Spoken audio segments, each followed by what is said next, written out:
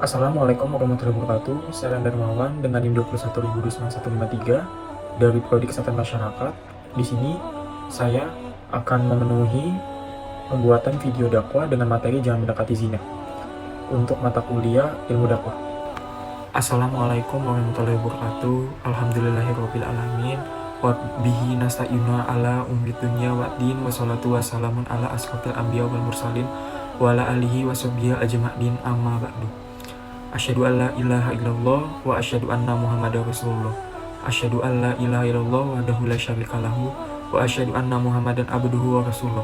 Allahumma sholli ala Muhammad wa ala ali sayyidina Muhammad. Terlebih dahulu marilah kita panjatkan puji dan syukur atas kehadirat Allah Subhanahu wa taala. Seperti yang kita tahu, kita adalah mahasiswa dan kita pasti tahu apa itu mahasiswa. Tugas mahasiswa yaitu belajar dengan baik, belajar dari ilmu pengetahuan, dan belajar dari kelakuan dan kepribadian. Akan tetapi, kita juga mungkin mengetahui bahwa kita masih dalam tahap pertumbuhan, baik itu secara fisik maupun kejiwaan, dan kondisi kita masih belum stabil, sehingga kita dapat mudah terpengaruh dan terperangkap dalam kesalahan-kesalahan. Kelemahan para mahasiswa kebanyakan berhubungan dengan lawan jenis, baik itu pacaran, pertemanan yang berlebihan, atau tidak adanya etika antara lawan jenis. Dari surat Al-Isra ayat 32, wala taqrabu zina innahu kana fasyatan wa sa'as sabila, yang artinya, dan janganlah kamu mendekati zina. Zina itu sungguh suatu perbuatan keji dan suatu jalan yang buruk. Quran surat Al-Isra ayat 32. Pengertian zina menurut mazhab Syafi'i adalah hubungan seksual yang dilakukan oleh seorang laki-laki dari penduduk Darul Islam kepada seorang perempuan yang haram baginya, yaitu tanpa akad nikah atau syibu akad, atau budak wanita yang dimiliki dalam keadaan berakal, bisa memilih dan tahu keharamannya. Pezina di dalam bahasa Arab disebut juga dengan istilah az-zani, sedangkan bila berjenis kelamin perempuan disebutnya adalah az-zaniyah. Orang yang melakukan perbuatan zina disebut dengan penzina. Namun, orang yang pernah berzina lalu sudah berhenti dari berzina dan bertaubat selama-lamanya tentu sudah tidak bisa lagi dikatakan sebagai pezina. Dalam ayat ini, Allah Subhanahu wa taala melarang para hambanya mendekati perbuatan zina. Maksudnya ialah melakukan perbuatan yang membawa pada perzinaan, seperti pergaulan bebas tanpa kontrol antara laki-laki dan perempuan, membaca bacaan yang bikin terangsang, menonton tayangan sinetron dan film yang mengumbar sensualitas perempuan, dan berbagai pornografi dan porno aksi. Semua itu benar-benar merupakan situasi yang kondusif bagi terjadinya penzinaan. Larangan melakukan zina diungkapkan dengan larangan mendekati zina, untuk memberikan kesan yang tegas bahwa jika mendekati perbuatan zina saja sudah dilarang, apalagi melakukannya. Dengan pengungkapan seperti ini, seorang dapat memahami bahwa larangan melakukan zina adalah berangsangan yang keras sehingga benar-benar harus dijauhi. Yang dimaksud dengan perbuatan zina adalah hubungan kelamin yang dilakukan oleh pria dan wanita di luar pernikahan, baik pria ataupun wanita itu sudah pernah melakukan hubungan kelamin yang syah ataupun belum, dan bukan karena sebab kekeliruan. Selanjutnya, Allah memberikan alasan mengapa zina itu dilarang. Alasan yang disebut di akhir ayat ini ialah karena zina benar-benar perbuatan yang keji yang mengakibatkan banyak kerusakan. Adapun dampak perbuatan zina yang merusak semua sendi kehidupan. Yang pertama, merusak garis keturunan seseorang yang berbuat zina akan menyebabkan orang lain menjadi ragu terhadap nasab anaknya. Apakah anak yang lahir itu keturunan atau hasil perzinaan?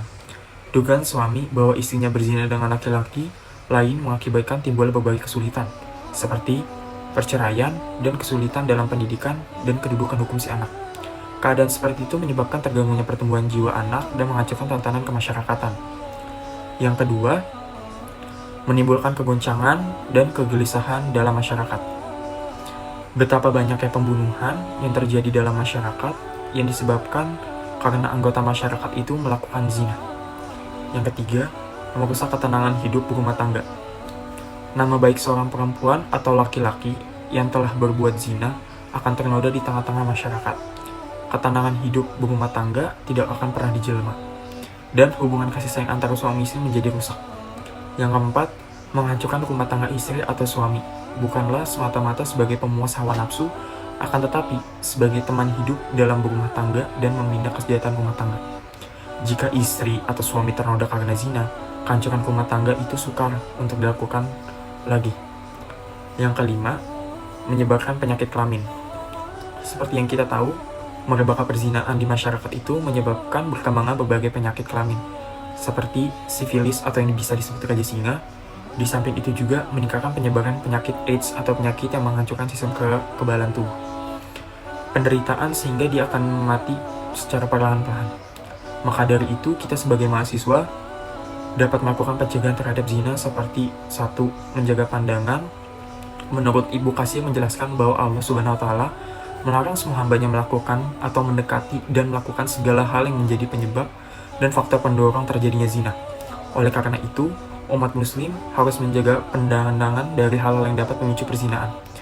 Menjaga pandangan yang maksud adalah pandangan terhadap lawan jenis, sebagaimana dikatakan dalam hadis berikut. Katakanlah kepada orang laki-laki yang beriman, hendaknya mereka menahan pandangannya dan memelihara kemaluannya, yang demikian itu adalah lebih suci bagi mereka. Sesungguhnya Allah Maha mengetahui apa yang mereka perbuat. Quran Surat An-Nur ayat 30. Yang kedua, menjaga cara berpakaian untuk umat muslim. Bagi perempuan atau laki-laki, harus menjaga cara berpakaian untuk menghindari perbuatan zina. Islam memiliki aturan dalam menentukan batasan aurat. Sebagaimana dimukakan dalam hadis riwayat Muslim, Ahmad, Abu Daud, dan Tirmizi, seseorang laki-laki tidak boleh melihara aurat laki-laki lain, dan seorang perempuan tidak boleh melihat aurat perempuan lain. Seorang laki-laki tidak boleh bercampur dengan laki-laki lain dalam satu pakaian. Seorang perempuan tidak boleh bercampur dengan perempuan lain dalam satu pakaian. Al-Qin pada tahun 2006. Yang ketiga, mengatur cara berkomunikasi. Mengatur komunikasi merupakan cara menghindari zina. Disadari atau tidak, wanita adalah godaan terbesar bagi kaum laki-laki. Karenanya, Islam mengatur cara berkomunikasi antara pria dan wanita. Di antaranya, larangan kepada perempuan untuk meliuk-liukkan suara kepada laki-laki. Maka, janganlah kamu tunduk dalam berbicara sehingga berkeinginan orang yang ada penyakit dalam hatinya. Quran Surat Al-Ahzab ayat 32. Yang keempat, membatasi iktilah. Iktilah merupakan pencampuran antara pria dan wanita di suatu tempat dalam waktu yang lama. Misalnya, bercampur pria dan wanita di sekolah, kantor, angkutan umum, dan lain-lainnya. Islam telah mengatur pembatasan iktilat dalam hadis Nabi Muhammad SAW kepada wanita. Minggirlah kalian, tidak boleh kalian, para wanita, berjalan di tengah jalan. Hendaknya kalian berjalan di pinggir jalan, hadits Abu Daud. Isyarat lain terkait haramnya diiktilah yakni pengaturan syaf wanita dan pria ketika menunaikan sholat. Dijelaskan bahwa sebaik-baikan syaf bagi pria adalah paling depan, sedangkan wanita itu paling belakang. Yang kelima, menikah. Islam menganjurkan umatnya untuk menikah agar menghindari dosa besar zina. Sebagaimana dikatakan dalam surat An-Nur ayat 32 yang berbunyi, dan menikahlah orang-orang yang masih bujang di antara kamu, dan juga orang-orang yang layak menikah dari hamba-hamba salihatmu, yang laki-laki dan perempuan. Jika mereka miskin, Allah akan memberikan kemampuan kepada mereka dengan mengkaruniai, dan Allah maha luas pemberiannya, lagi maha mengetahui. Quran Surat An-Nur ayat 32. Demikian saja yang bisa saya sampaikan. Mohon maaf bila ada salah-salah kata atau salah perbuatan, dan semoga tausiah dan ceramah dari saya ini ada manfaatnya umumnya bagi kita semua. Amin. Rabbana atina fid dunya hasanah wa fil akhirati hasanah wa qina azabannar. Wassalamualaikum warahmatullahi wabarakatuh.